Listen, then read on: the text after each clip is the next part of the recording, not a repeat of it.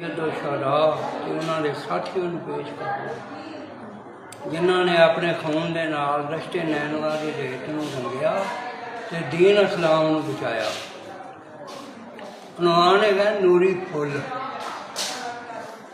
बाग ज़ारा विच खिड़े दो फुल नूरी, बाग ज़ारा विच खिड़े दो फुल नूरी, एक हसन ते दूजा हुसैन सैयद। दोवां फुलों की महक है कैम हुण तक, दोवां फुलों की महक है कैम हुण तक। चानन अली दियां अखियां दा चैन सैयद, दोवां सैयदां सबर कमाल कीता। दुखी वीरां दी जैनबे भैन सैयद, चढ़ के नबी दे दोष ते खेडदे सन। असर नबी दे नूरुल ऐन सैयद। दोहरी रवाई है कि भुल जाणगे जग दे दुख सारे,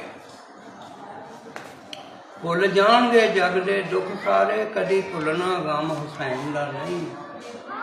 असगर हथां दे विच पहाड़ देना ते होया दीदा नम हुसैन दा नहीं। कासम आउन मुहम्मद फिदा कीते, पिछां हटना कम हुसैन दा नहीं। होइयां बेड़ियां गर्क यजीद दियां, असर चुकिया राम हुसैन का।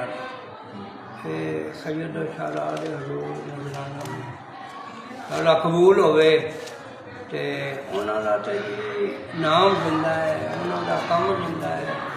अपने नाने पाक दा दीन उन्होंने बचा लिया और दुनिया दे विच जिहड़ा मस्जिदां विच अजानां मिलदियां ने उन्हां दी तो है नहीं। उन्हां ते लखां सलाम लखां दरूद और लखां सलाम हुंदे रहणगे। ठीक है जी।